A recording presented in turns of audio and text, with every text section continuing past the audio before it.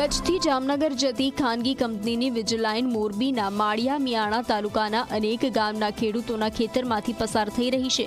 ખેતરમાં વીજપોલ ઊભા કરવા માટે ખેડૂતોને શું વળતર આપવામાં આવશે તેની કોઈ સ્પષ્ટતા નથી કરવામાં આવી અને ખેડૂતોને નોટિસ આપવામાં આવી રહી છે, જેથી ખેડૂતોમાં અસંતોષ જોવા મળી રહ્યો છે। ત્યારે આજે 7 ગામના ખેડૂતોએ જિલ્લા કલેક્ટરને આવેદન આપી અને તેમના વધુમાં વધુ વળતર આપવામાં આવે તેવી માંગ કરી છે।